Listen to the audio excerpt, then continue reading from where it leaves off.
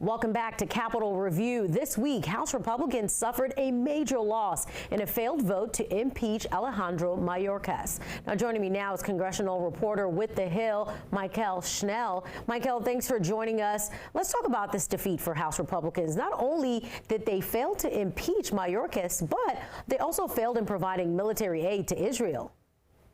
Yeah, this was a double dose of failure and embarrassment for House Republicans this week. First off, not being able to impeach Alejandro Mayorkas, the Secretary of the Department of Homeland Security. This was a top priority of House Republicans. This impeachment vote came after a months-long investigation into the secretary and a lot of anticipation.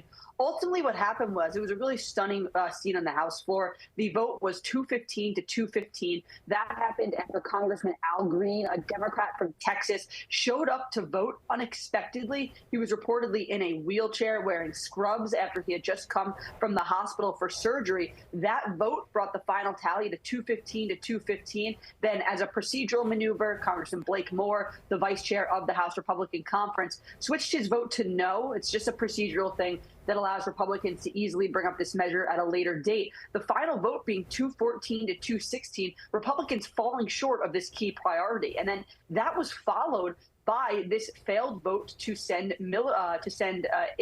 aid to Israel. $17.6 billion. It came after House Republicans last year passed $14.3 billion in aid for Israel. That also included an equal amount of cuts to IRS funding. Democrats howled at the inclusion of those offsets, with Senator Schumer vowing not to bring to the floor. Then essentially Johnson took take two on this Israel aid, bringing this clean standalone $17.6 billion aid for Israel to the floor on a fast-track process, which required two-thirds support to clear the chamber. It did not get two-thirds support despite having a majority of the chamber. Essentially, this was because some Republicans were upset that it did not include any offsets, and Democrats saw it as a political ploy to try to tank the Senate, the bipartisan Senate National Security Supplemental. How do you think House Speaker Mike Johnson gets back on track after this? Yeah, well, for the Mayorkas impeachment, it's actually going to be a little bit easier than expected.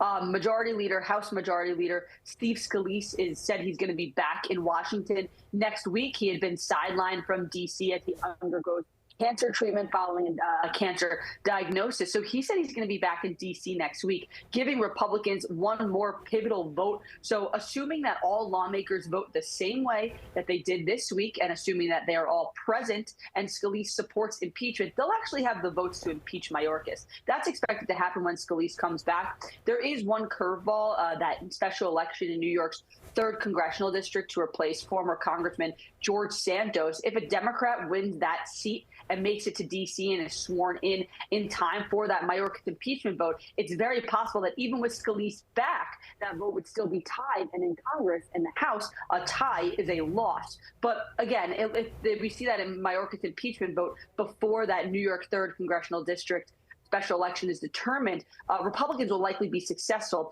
The Israel aid is a whole other question, because right now we see the Senate advancing with the National Security Supplemental that includes aid for Israel, Ukraine, and Indo-Pacific allies. It's going to be really interesting to see what Speaker Johnson does with that package if the Senate actually sends it over to the House. And let's talk the Democrats, or just House Democrats. How are they feeling?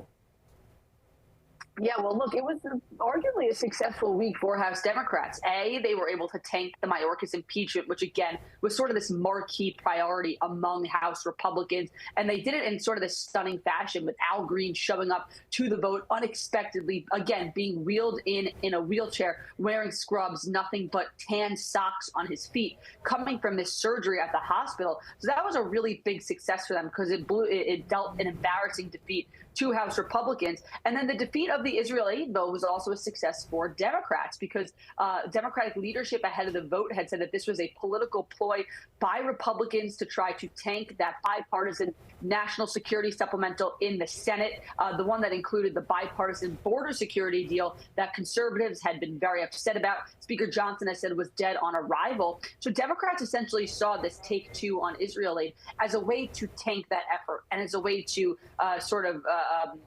jam the Senate with this Israel aid bill, and then sort of leave them wondering what to do with this national security supplemental. Democrats have been adamant that these national security and foreign aid priorities need to be paired together. So taking that vote and preventing it from reaching the two-thirds threshold needed for passage, that was a success for them because, again, they saw this as a political tactic by Johnson.